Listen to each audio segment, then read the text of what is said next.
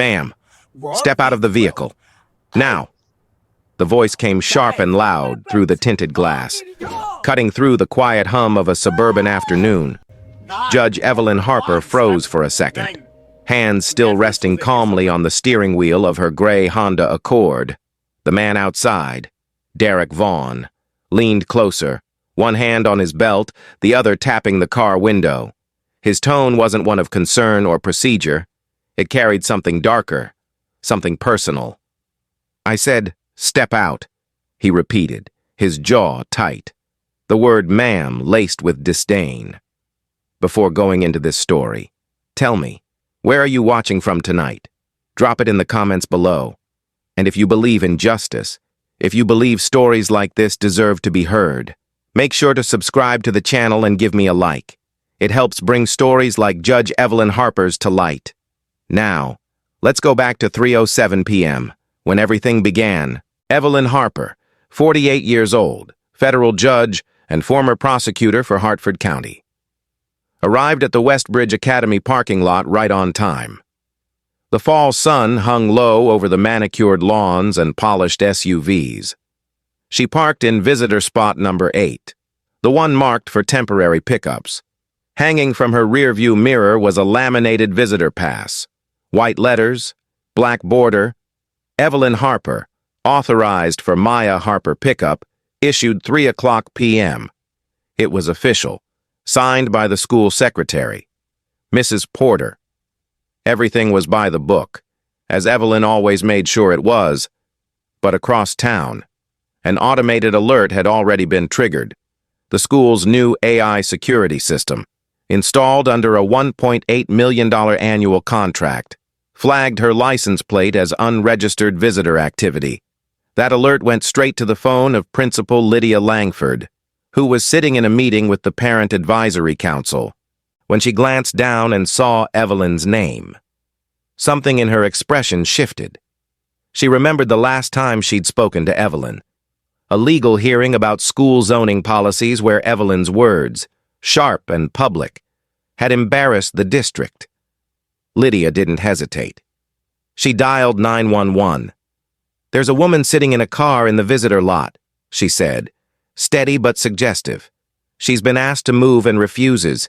She's making me uncomfortable." The dispatcher logged it as a potential trespassing call. Within 2 minutes, it was forwarded to the Westbridge Patrol Channel. Derek Vaughn was already on duty in his security SUV at the far end of the campus. The name Evelyn Harper hit him like a hammer. Years earlier, when she was still a prosecutor, she had led the internal investigation that cost him his police career.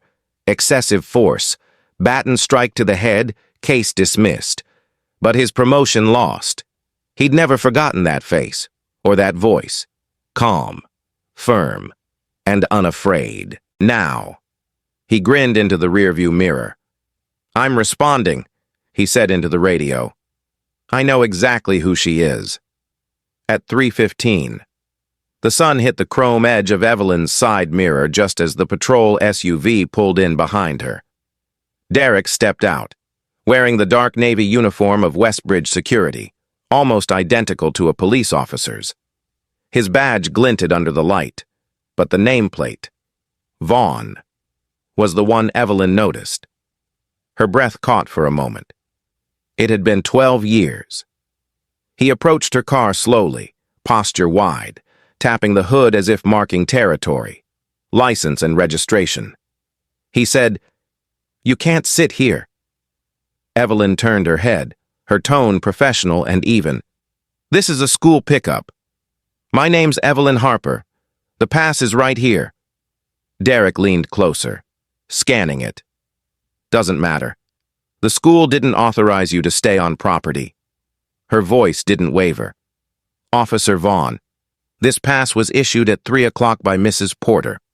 My niece's name is on the list. She'll be here in 2 minutes."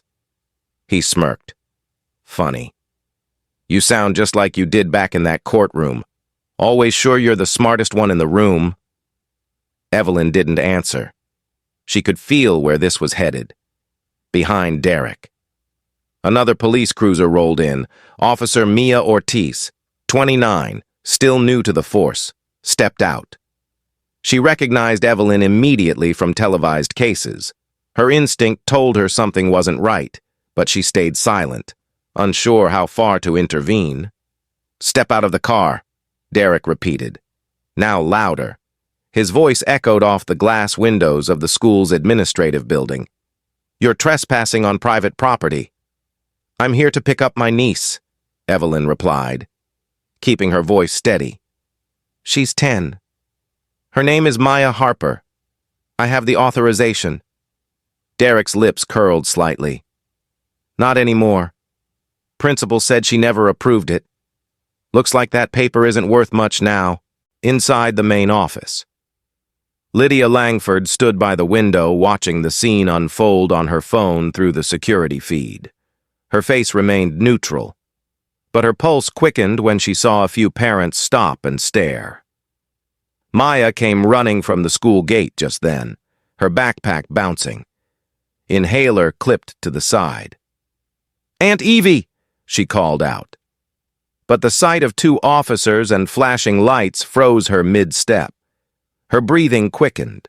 The first signs of a mild asthma attack showed in the tightness of her chest. She tried to reach the car, but a teacher held her back.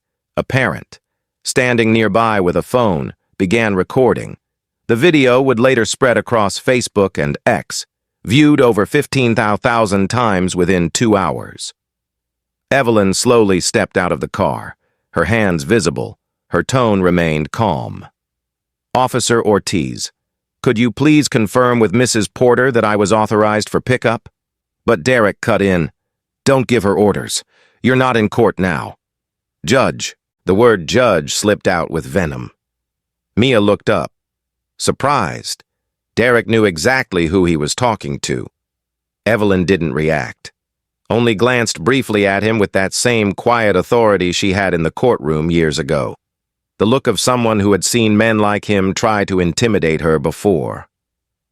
"Hands where I can see them," Derek said, stepping closer. The tension hung thick in the air. Maya's voice cracked through it. "Please don't hurt her." Mia took one step forward, her hand hovering near her radio, uncertain whether to intervene or follow protocol. Evelyn spoke softly, her voice clear. "You're making a mistake." Derek leaned closer, his voice low enough for only her to hear. "Last time, you took my badge. This time, I'll take yours." A few seconds of silence followed, heavy and electric. Then Derek reached for her arm. The camera on his vest blinked red, recording everything. Evelyn didn't resist. She simply raised her chin, eyes steady, as if daring him to cross a line. By 3:19 p.m., she was being escorted toward the patrol car. Maya's cries echoed through the courtyard. Parents whispered, some filmed, others looked away. What none of them knew then was that this moment, this single, senseless arrest in a school parking lot, would ignite one of the most talked-about civil rights cases in Connecticut's recent history. And for Derek Vaughn, it was the moment he thought he'd finally won. He was wrong. 12 years before that afternoon in the parking lot. Long before anyone addressed her as Your Honor. Evelyn Harper was a determined prosecutor in Hartford County, known for her steady voice, her belief in fairness, and her refusal to bend when truth was at stake. Her reputation had been built case by case, through quiet persistence rather than spectacle. That was the year a file crossed her desk that would change 2 lives forever. The label on the folder was plain, printed in black ink. Vaughn. Derek. Use of force incident.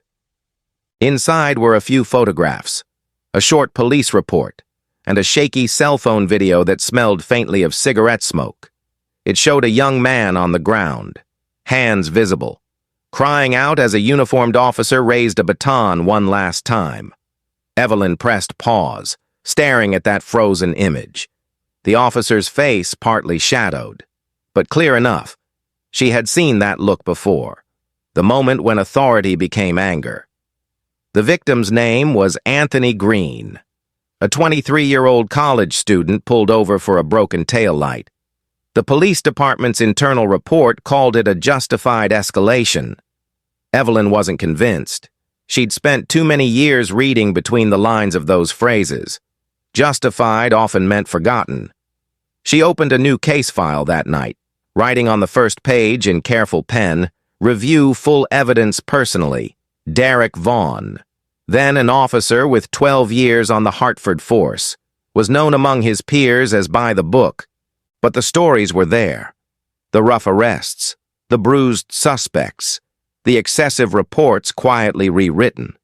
He was the kind of cop who thought order required fear. When he walked into Evelyn's office for questioning, he was confident, almost dismissive.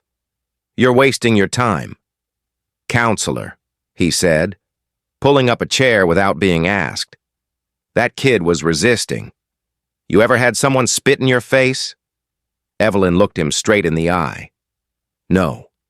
Officer Vaughn. But I've seen someone swing a baton at a man already on the ground." He smirked. "You lawyers never understand what it's like out there," she replied evenly. "And you officers never understand what happens when no one is watching." The internal review stretched on for weeks. Evelyn met with witnesses, cross-checked timestamps, and requested the unedited recording from the bystander who'd filmed the scene. The department resisted, citing privacy. She persisted. When the footage arrived, it showed what she feared, the young man pleading, not fighting. The board hearing was held in a small wood-paneled room downtown. Cameras weren't allowed. Derek's attorney, a retired union representative, argued that officers must act decisively. Evelyn's argument was simple and devastating. "Decisive action," she said, "does not mean uncontrolled violence. A badge is not immunity. It's responsibility." The board found Derek guilty of violating department protocol but stopped short of firing him. 6 months suspension, no promotion, a formal reprimand on record. To Evelyn, it was progress. To Derek, it was humiliation. When he left that room, he wasn't thinking about reform or lessons learned. He was thinking about her, the calm prosecutor who had stood there, expression steady, voice firm, dismantling his defense piece by piece. He never forgot that day. Derek returned to work after suspension, but the department had changed. He was no longer trusted, no longer invited to briefings, no longer the man other officers backed without question. The jokes stopped. The calls for backup grew slower. One afternoon, his captain called him in and said quietly, "You might want to think about moving on." He did. He turned in his badge, signed the papers, and walked out of the building with his head high but his future in ruins. For a while, he drifted. Night security at a mall, patrol shifts for construction sites, even a job guarding an empty courthouse overnight. The uniform stayed the same, but the respect was gone.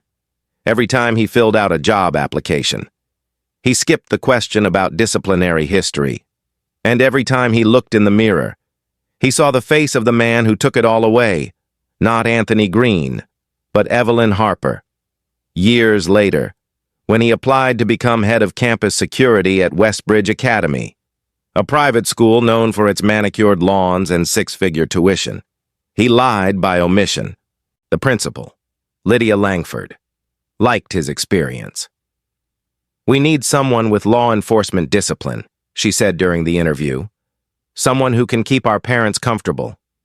Derek smiled. "You can count on me." The background check came back clean. No mention of the old case. No trace of the suspension. Within a week, he was in uniform again, patrolling quiet parking lots filled with expensive cars and polished confidence. In his personnel file, under notable qualities, someone had written, "Strong command presence, handles confrontation effectively." It was meant as praise. For Derek, it was validation over time. He became more than a guard. He became part of the school's unspoken hierarchy. Parents nodded at him. Students feared him. Lydia trusted him to deal with situations quietly. An argument between parents, a suspicious car, a complaint about someone not looking like they belonged. Derek never asked for details. He just acted. He liked being in control again. He liked the way people moved out of his way when he walked down the hall. It felt like redemption, even if it was built on silence. Then one afternoon, while reviewing the week's visitor logs, he saw the name that stopped him cold, Evelyn Harper. He read it again, slower this time, tracing the letters with his thumb.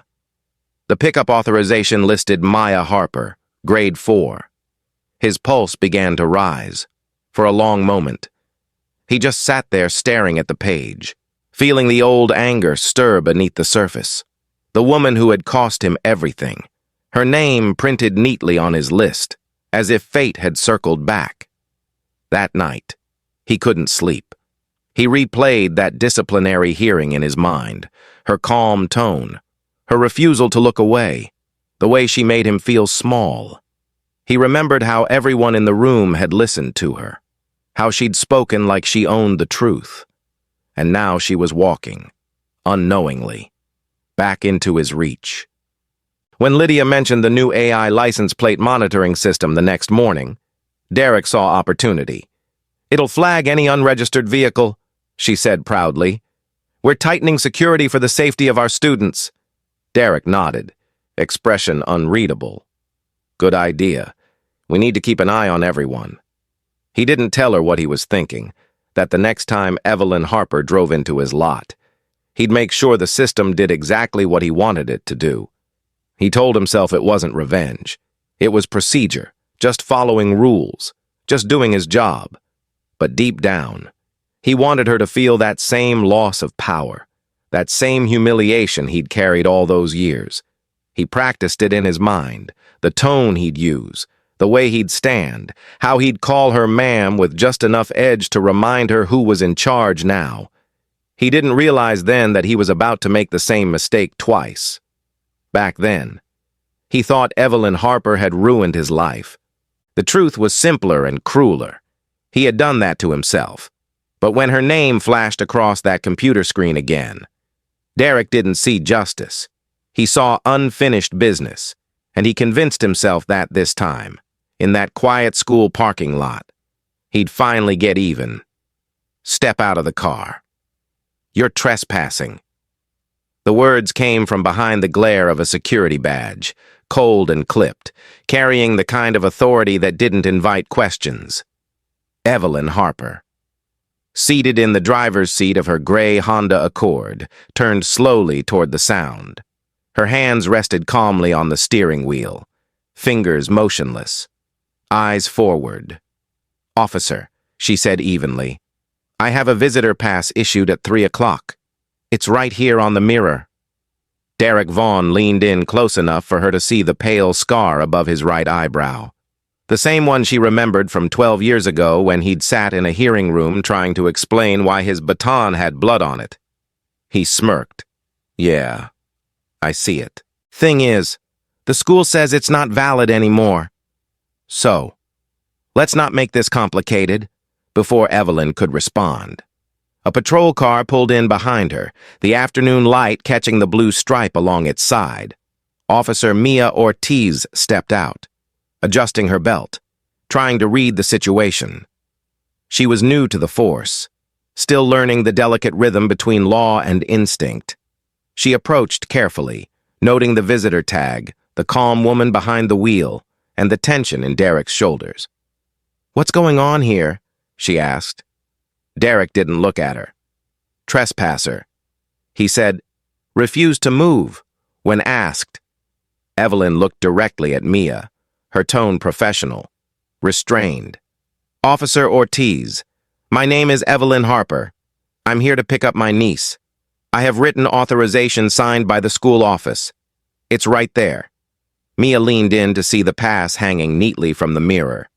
"It looks official," she said softly. Derek shot her a look that silenced any further comment. He turned back to Evelyn. "License and registration." She handed them through the window. "You already have my name," she said. "I'm still asking," he replied, voice tight. The interaction lasted less than 3 minutes, but to Evelyn, it felt stretched thin and heavy.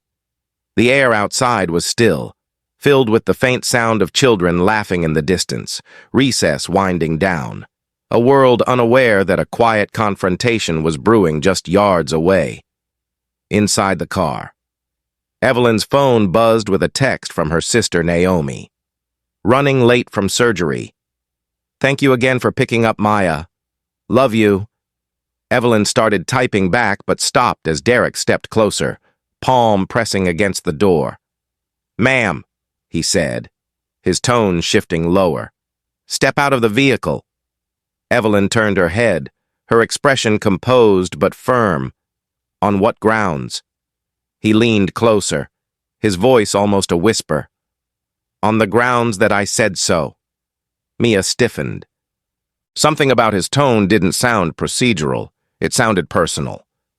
She took a step forward, hand brushing her radio. Derek, maybe we should verify with the school office first. He ignored her, eyes still locked on Evelyn. Ma'am, last warning. Evelyn exhaled slowly. Years of courtroom control kept her voice level. You're making a mistake. She opened the door and stepped out, keeping her movements deliberate, calm. The camera mounted near the school's main gate swiveled slightly, its lens catching the unfolding scene. Derek gestured toward the front of her car. Walk over here, he said. Hands where I can see them. Across the parking lot. The first parent noticed. A tall man in a tan overcoat, holding his phone. Paused mid-stride.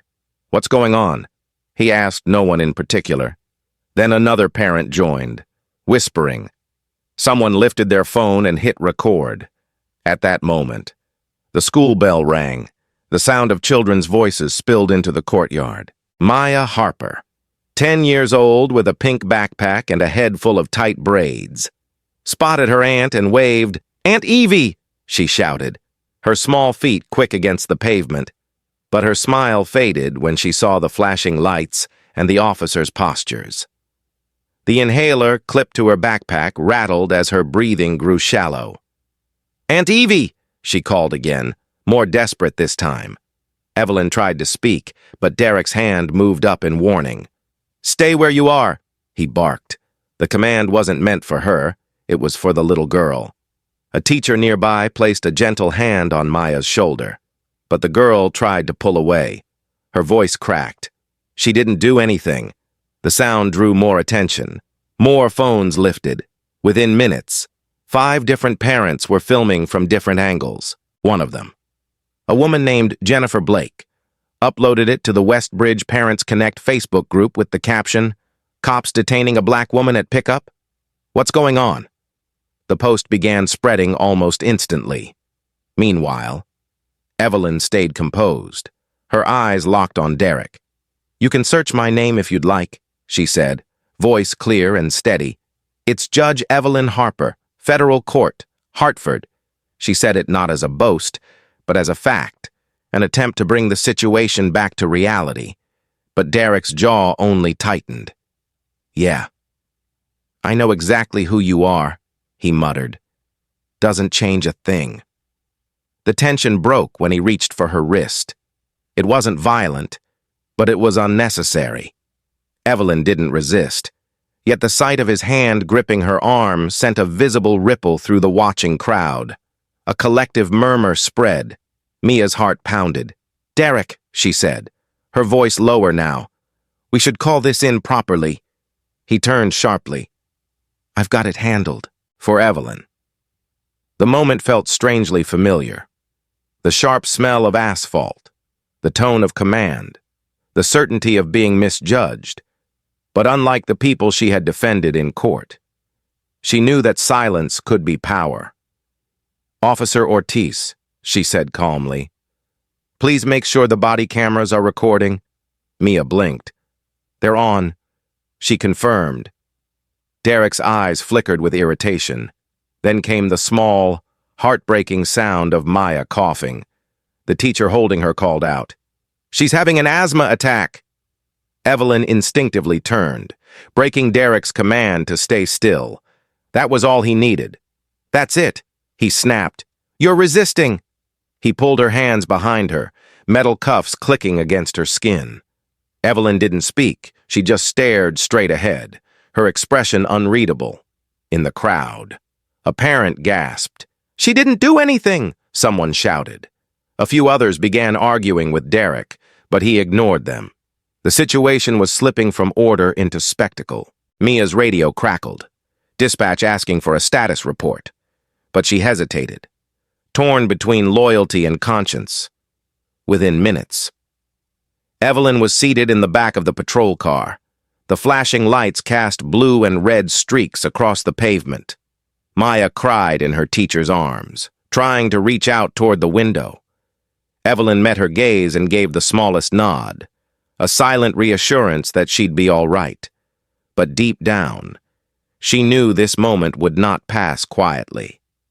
Back at the school's administrative office, Principal Lydia Langford stood by the security monitor, watching the live feed.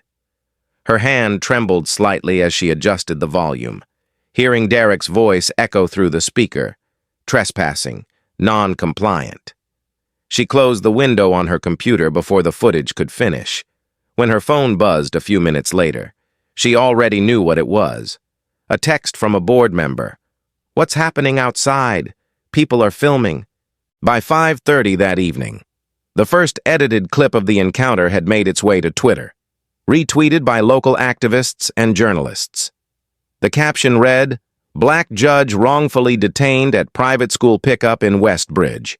Hashtag Justice for Evelyn within 2 hours. It reached 150,000 views. But in that moment, sitting in the back of the car, Evelyn didn't know about the video or the outrage it would unleash. All she knew was the sound of the door closing, the heavy click of the lock, and the cold, mechanical voice from outside saying, "Ma'am, you're being detained for trespassing on private property." She took a deep breath, straightened her back, and whispered to herself the same words she'd spoken to defendants years earlier. The truth always makes its way to daylight. For Derek Vaughn, that line would soon become a prophecy. For Evelyn Harper, it was a promise. The door to holding cell number 4 closed with a hollow metallic thud that seemed to echo forever. The air inside was cold, still, and faintly metallic. Judge Evelyn Harper sat on the narrow steel bench, her wrists still marked where the cuffs had pressed too tightly. For a woman who had spent her career defending the rule of law, the irony was sharp. She'd stood in dozens of rooms like this before, but always on the other side of the glass, where people waited for her judgment. Now, it was her turn to wait. She listened quietly. The muffled sound of officers talking in the corridor drifted through the metal door. Words like trespassing, refused to comply, and principal's complaint floated in and out of earshot, each one twisted deeper into her chest. She could already see the headlines forming in her mind, cold, detached, and incomplete. Judge detained after school incident, facts stripped of context, dignity replaced by speculation. At the front desk, Officer Mia Ortiz was typing the report, her fingers slowing with each line. Suspect detained. Trespassing on school grounds. Non-compliant during questioning. She paused before entering the next detail. She knew what she had seen at the scene. A woman calm, composed, respectful, and yet the form demanded the opposite. She leaned back in her chair, feeling that familiar pull between orders and conscience. Mia walked to the property desk and opened the evidence tray marked Harper. E. Inside were the judge's car keys, her phone, and the laminated visitor tag. Mia picked up the tag and read it again. Evelyn Harper, authorized for Maya Harper pickup, issued 3:00 p.m. The ink was fresh, the signature neat. Mrs. Porter's handwriting. Mia knew Mrs. Porter. Everyone did. She'd been with the academy for decades, reliable and fair, the type who wouldn't hand out a visitor pass without verifying every name twice. There was no doubt this pass was real. In the break room, Derek Vaughn sat with his feet up on a chair, sipping stale coffee. "You should have seen her face," he told another officer, laughing under his breath. Didn't expect to be treated like anyone else for once. The men around him chuckled, but there was something in his tone that made even them shift uneasily. "Who is she?" "Anyway," one asked. Derek's grin widened. "Federal judge. Used to be a prosecutor. Thought she could talk her way out of it. Not today." Mia heard him from the hallway. Her stomach turned. The pride in his voice wasn't professional. It was personal. She glanced back at the monitor showing the live camera feed from cell number 4. Evelyn sat motionless, posture straight, eyes lifted toward the ceiling. She wasn't defeated. She was waiting. Mia returned to her desk and opened the body cam archive. Derek's upload was already logged. She hesitated only a moment before clicking play. The footage began with the image of Evelyn inside her car, hands clearly visible on the steering wheel. Derek's voice filled the speakers, commanding, sharp. Mia watched every frame, the calm way Evelyn spoke, the visitor pass hanging in clear view, Maya's small voice screaming in the background when the arrest came. Evelyn didn't resist. There was no aggression, no threat, just control and humiliation masquerading as law. Mia leaned back and exhaled. She'd seen mistakes before, but this wasn't a mistake. This was deliberate. She opened a blank email window, hesitated, then closed it again. She knew better than to leave a trail. Instead, she took out her personal USB drive and copied the video file.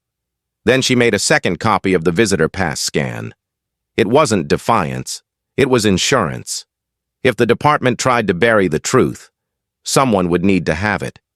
She sealed both in an unmarked envelope and slipped it into her bag. When she returned to the holding area, the sergeant was on the phone. "Yes. She's still here," he said, glancing toward the cell. "Paperwork's in process. We'll release her tonight." A pause. Then he nodded. "Understood. We'll keep it low profile." When he hung up, Mia asked quietly, "Who was that?" The sergeant shrugged. "Principal from the school. Wants the whole thing handled quietly." That word again. Quietly. Always the word used when truth made people uncomfortable. Mia took a deep breath and walked toward the cell. She unlocked the door, stepped inside, and held out a paper cup of water. "Judge Harper," she said softly. "Would you like some?" Evelyn looked up, meeting her eyes. "You know who I am." Mia nodded. "Yes, ma'am, I do." Evelyn took the cup and drank slowly. Her voice was calm, but her gaze sharp. "Then you also know this is wrong." "I do," Mia admitted, lowering her voice. "I saw the visitor tag. It was valid. I also saw the footage." Evelyn studied her face. "You're new here. 8 months. Then remember this," Evelyn said. "You'll face days where doing what's right costs more than doing what's easy. But only one of those choices will let you sleep." Mia swallowed. "Yes, ma'am." Outside, the precinct buzzed with quiet chatter. Derek was still bragging. Unaware that his own body cam had become the first witness against him, Mia returned to her desk, tucked the envelope deeper into her bag, and tried to look busy. Her heart was pounding. By late evening, Evelyn was released on her own recognizance. The sergeant handed her phone and keys back without eye contact. No one apologized. No one explained. She signed a form, nodded once, and walked out into the night. A thin drizzle had started, and the air smelled faintly of iron and asphalt. She stopped by her car door, glanced up at the streetlight, and for the first time since her arrest, let out a long, steady breath. Across the street, a woman in a dark coat stood near a parked sedan, watching. When Evelyn looked her way, the woman lowered her phone and spoke quietly. "Judge Harper?" Evelyn nodded. "My name's Sarah," the woman said. "Reporter with the Current. I heard what happened. Can I ask?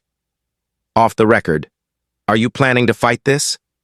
Evelyn adjusted her coat, her tone measured but resolute. I don't fight rumors, she said. I deal in truth. Then she got into her car and drove away. Inside the precinct, Mia sat alone at her desk, scrolling through her phone. The news had already broken. Local judge wrongfully detained at Westbridge Academy. Security footage raises questions. The story had no byline, but the details were unmistakable. Someone had gotten the files. Maybe it wasn't her copy that leaked. Maybe it was. But the result was the same. The system that Derek trusted to protect him was starting to turn against him. By midnight, Westbridge's phones were lighting up with parent complaints. Board members demanded answers. The district attorney's office issued a formal inquiry into the $1.8 million security contract. At the station, Derek slammed his locker shut, cursing under his breath as his phone buzzed with messages from colleagues.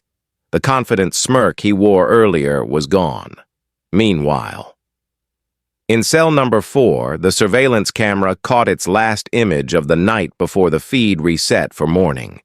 The empty bench, the paper cup left neatly on the floor, and a faint reflection on the glass window. Evelyn Harper's composed silhouette as she'd stood there hours earlier, staring calmly into the lens, as if she already knew this was just the beginning. The first crack had appeared, and once truth found its way into the open, it never stayed quiet for long. The courthouse was silent at first, the kind of silence that gathers before something important happens. Then the sound of cameras filled the air, clicks, flashes, a low hum of whispers. Federal Judge Evelyn Harper walked into courtroom 3B, not as a defendant, not as a victim, but as her own counsel. Her dark gray suit was pressed sharp, her hair neatly pulled back, her chin lifted. Every move she made was deliberate. She knew the weight of perception, the way silence could be stronger than outrage. Around her, the seats were packed, reporters, parents from Westbridge, and a row of law students taking notes for what would soon be studied as a landmark hearing. The local network was broadcasting live within the hour. The clip would reach CNN and run nationwide. At the bench sat Judge Ruth Goldstein, 62. One of the few people Evelyn truly trusted. They had worked side by side years ago in Hartford's prosecutor's office. Goldstein's face was calm but grave. She knew exactly what this hearing meant.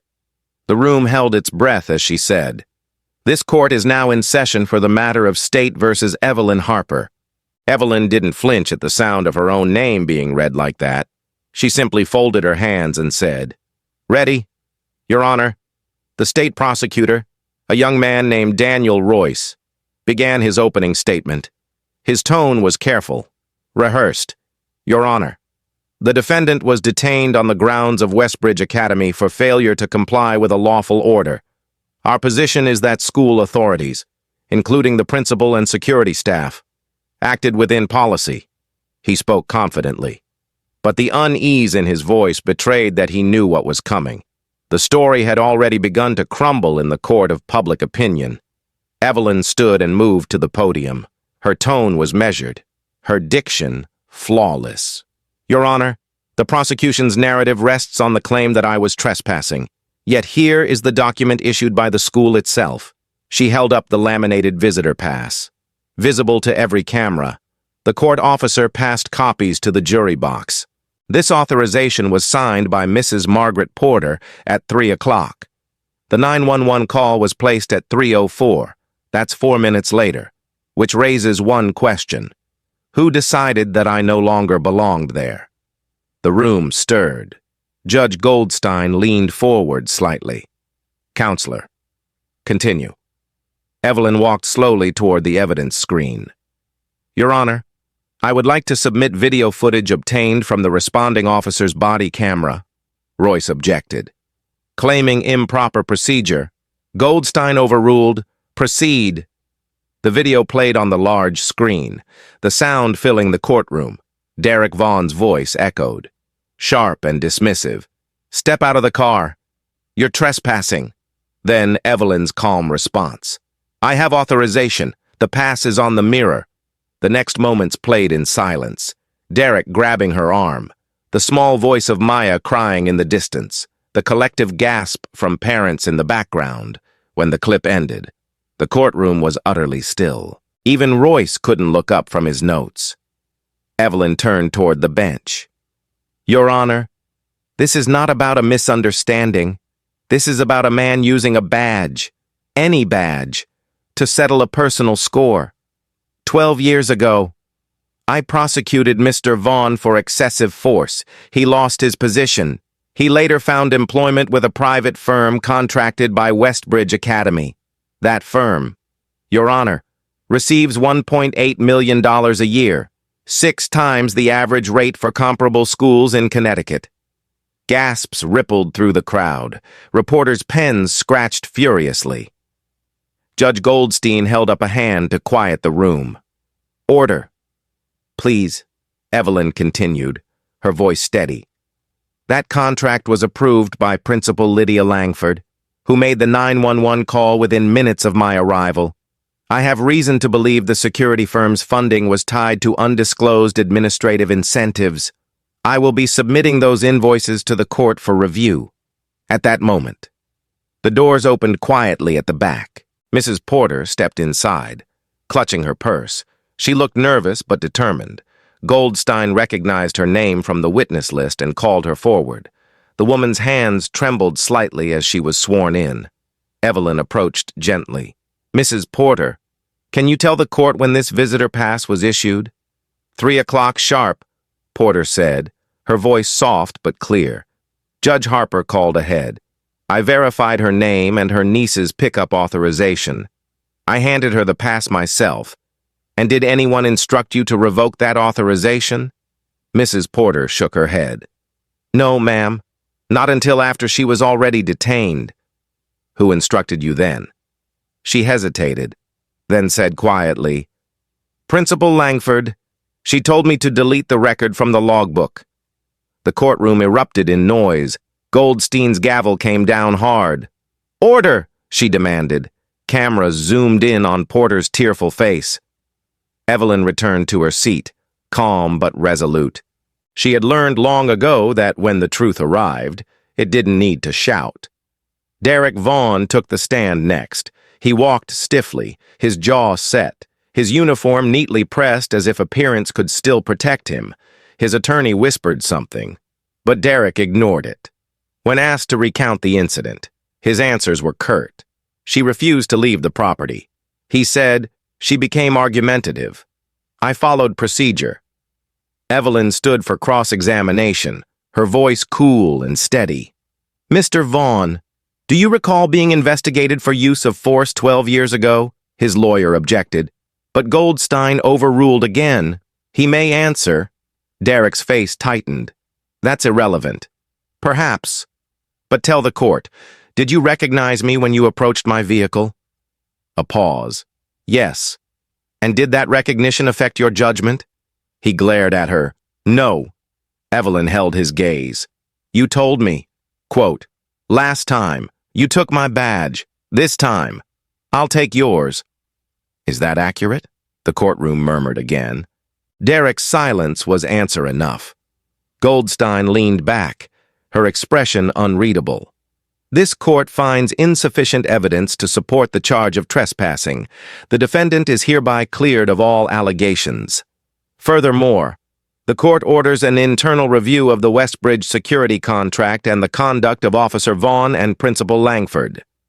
The gavel struck once, sharp and final. Cameras flashed. Reporters rushed toward the exit to file their stories. Outside the courthouse, microphones waited like vultures. When Evelyn stepped onto the marble steps, the crowd erupted in questions. "Judge Harper, do you plan to sue? What will happen to Westbridge Academy? Is it true you're pressing for a state audit?" She paused at the top of the stairs, her face calm but her eyes fierce. "This was never about a single arrest," she said. "It's about the price of comfort and the cost of silence. If the law only protects those who look safe, it protects no one." The clip aired that evening on CNN. Under the headline, Judge Harper turns the tables. The footage of her raising the visitor pass before the court became a symbol across social media, a quiet act of defiance wrapped in professionalism. Commentators debated whether race played a role, whether the school's security policies reflected deeper bias.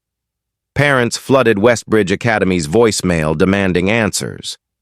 Principal Langford issued a brief statement.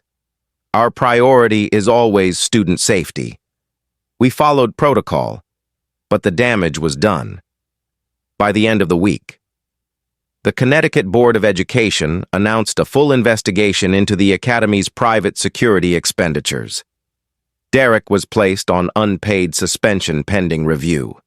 And Evelyn, though officially exonerated, returned to her chambers under a wave of unwanted attention. Late that night, she sat in her home office surrounded by unopened letters and half-read news articles. Maya slept upstairs, her breathing steady after a difficult few days. Evelyn watched the courthouse replay on television. The moment she had held up that visitor pass, the proof that truth could fit in the palm of her hand. Her phone buzzed with a message from Mia Ortiz. "It's done. Thank you for standing up." Evelyn smiled faintly, replying only, "Thank you for remembering what justice looks like." Then she turned off the light, letting the quiet return. She knew this wasn't the end. The law had cleared her name, but the deeper reckoning, the one inside the system, was only beginning. The fallout began quietly, the way storms often do, first as a rumor, then as a whisper, and finally as a roar that shook everything it touched. Within days of the televised hearing, the Hartford Courant published the first of a 5-part expose. The headline read, "Inside Westbridge, the Hidden Cost of Security." The article detailed every dollar of the $1.8 million annual contract between the school and a private firm linked to a retired police commissioner, revealing inflated invoices, phantom patrol hours, and payments to shell companies connected to school officials.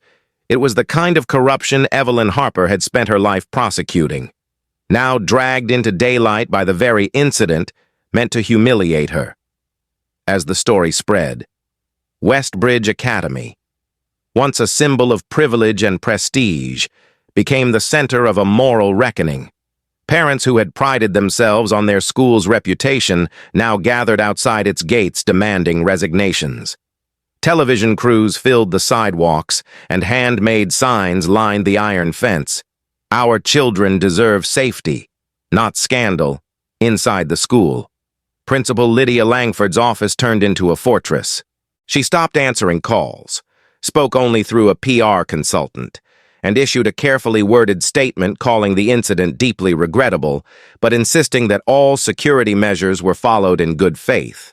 Her tone, calm, distant, and unapologetic, only made things worse.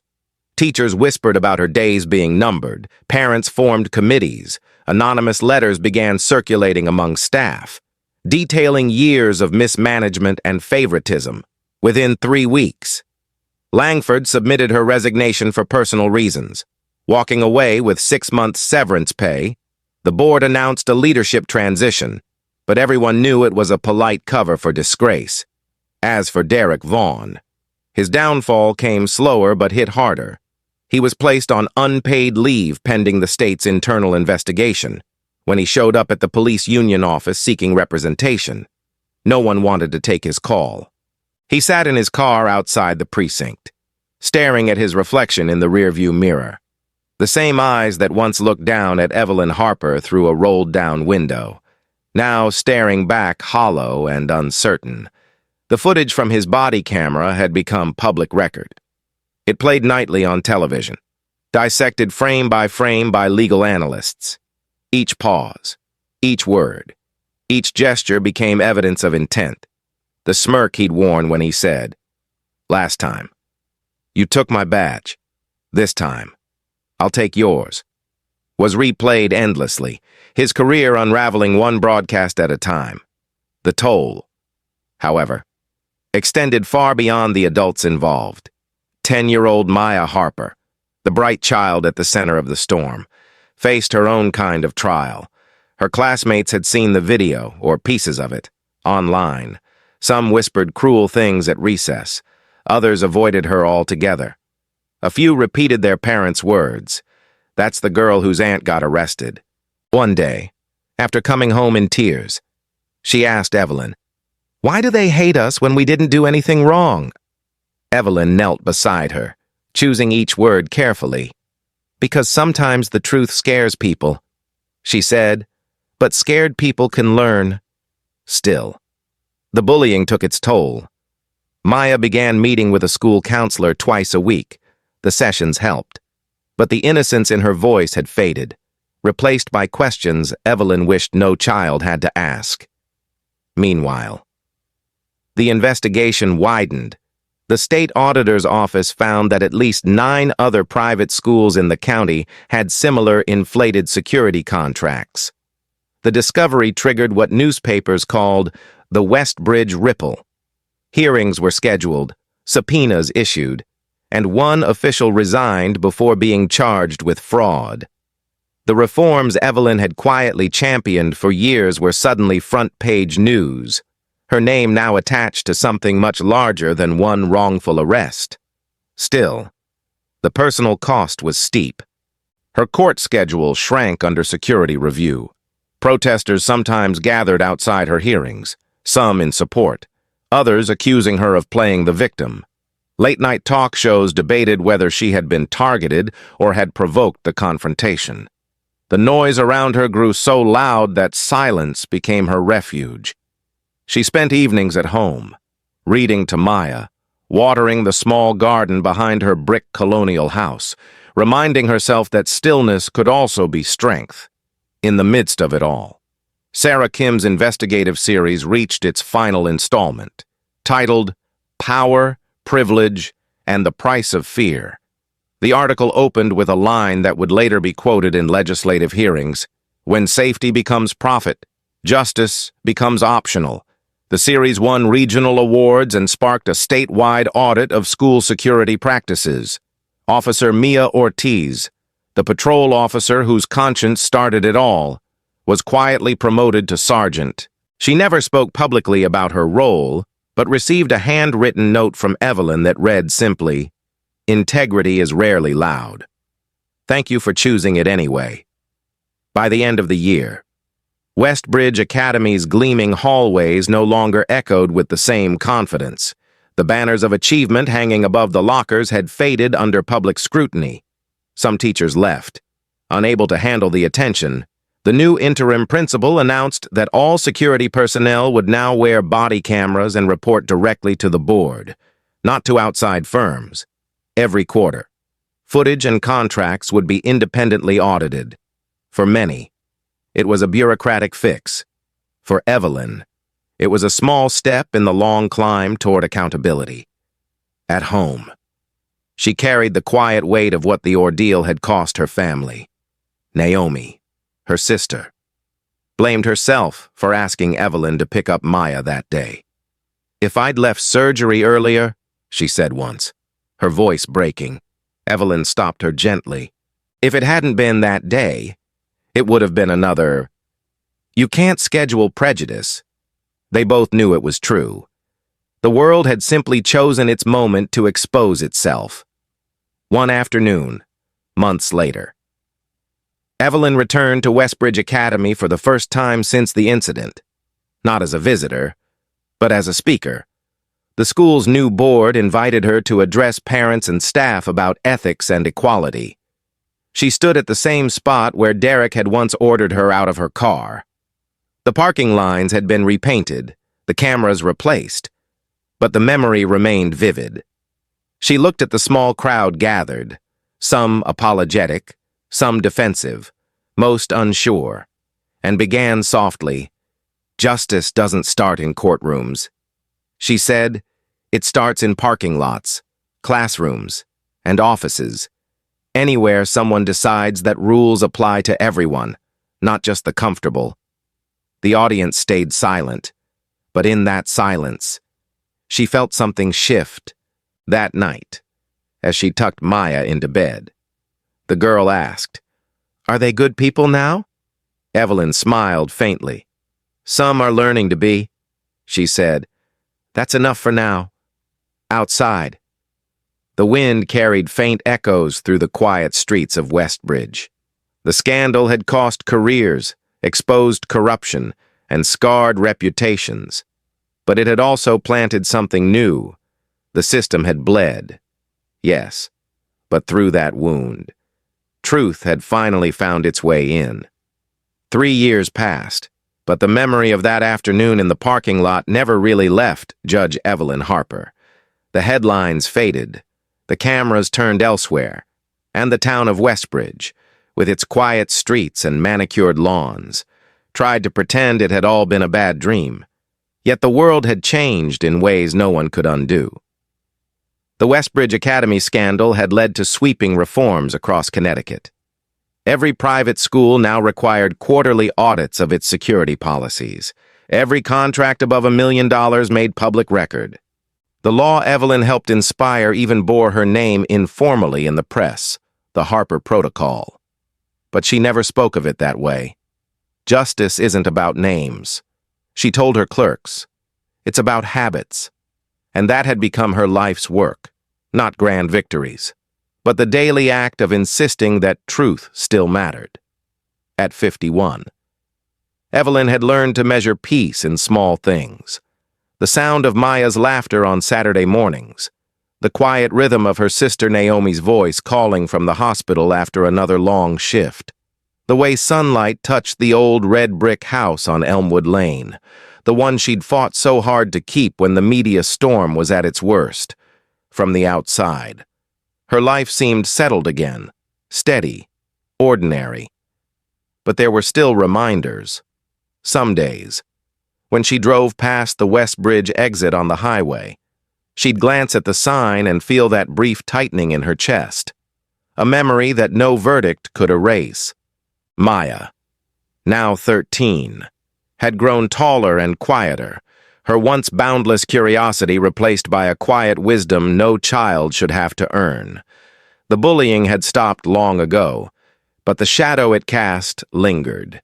She'd taken up sketching, portraits mostly, drawn in graphite and charcoal. One evening, Evelyn found her sitting by the kitchen table, drawing her aunt in the courtroom, the visitor pass hanging from her hand like a flag. When Evelyn asked why, Maya simply said, "Because you didn't look scared. I want to remember that." Evelyn smiled and kissed her forehead. "Courage isn't about not being scared," she whispered. "It's about knowing who you are when others forget." At work, Evelyn had become a quiet force in the Hartford Federal Courthouse.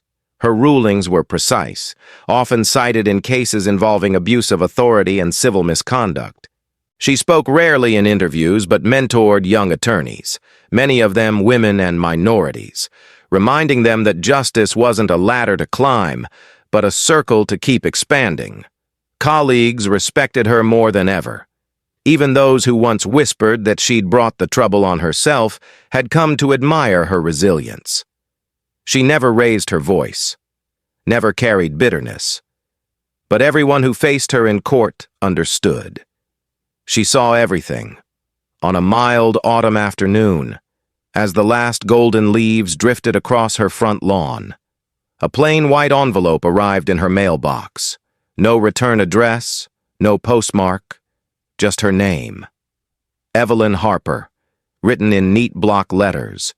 She assumed it was another thank you note from a former student or a petition for advice. She opened it casually while standing by the kitchen counter. Inside was a single sheet of paper, the handwriting clean and deliberate. "You won one battle. The system is still there. Be careful." There was no signature, no hint of who had sent it. For a long moment, Evelyn just stared at the letter. The words weren't overtly threatening, but their calm certainty carried weight. She set it on the counter, exhaled slowly, then read it again. She knew the tone. It was the voice of someone who understood how power worked, someone who believed institutions outlast people. And perhaps they were right. The system was still there, waiting, changing faces but keeping the same patterns. But Evelyn also knew something they didn't. Change never starts big. It starts small, with one decision, one refusal, one truth spoken when silence is easier. That evening, she called the police out of principle. A young officer arrived, took the letter, and promised to forward it to the department for analysis.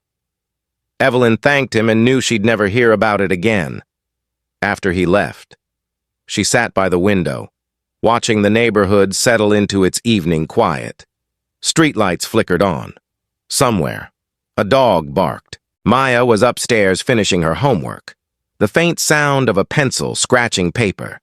It struck Evelyn that the world, for all its cruelty, still made room for ordinary peace, and that was worth defending. Later that night, she placed the letter inside a manila folder labeled West Bridge Case, Personal. It joined dozens of other documents, transcripts, depositions, and copies of every court order that had followed. But as she closed the folder, she realized this one note was different. It wasn't a reminder of injustice, it was a test of conviction. She slid the file into her safe, turned the key, and whispered to herself, "I'm still here," in the weeks that followed. Life continued with its quiet rhythm. Maya's asthma had improved. Naomi's hospital finally hired new staff, and the courthouse began preparing for its winter docket. Reporters occasionally reached out asking for comments on new reform bills inspired by her case, but Evelyn declined them all. "The work speaks for itself," she would say. Her focus remained where it always had been, on the people standing before her bench, the ones who believed the system couldn't hear them. She listened to each of them, patient and precise, as if every hearing were a promise to the world that silence would never win again. One evening in December, she and Maya walked past the Westbridge courthouse where her name had once filled the headlines. Snow had begun to fall, soft and steady. Covering the marble steps, Maya looked up and asked quietly, "Aunt Evie, do you ever wish it never happened?" Evelyn smiled, her breath clouding in the cold. "Sometimes," she said, "but then I remember what came after. Change doesn't happen by staying invisible." They stood there for a moment, two silhouettes against the soft glow of streetlights, and watched the snow erase the marks of old footsteps. The past was still there. Yes, but so was everything they'd built from it. As they turned to go, Maya slipped her hand into her aunt's. "You still believe in justice?" she asked. Evelyn squeezed her hand gently. "Every single day," she said, "because justice isn't one big win. Maya, it's the choice we make again and again, to do right when no one's looking." And with that, they walked home through the quiet Connecticut evening, the snow falling softly around them, covering the town that had once tried to silence her, leaving behind not bitterness, but something far stronger: resolve. Thank you for watching this story. If you believe justice and truth still matter, please subscribe, like, and share this video, so more people can hear stories that deserve to be told.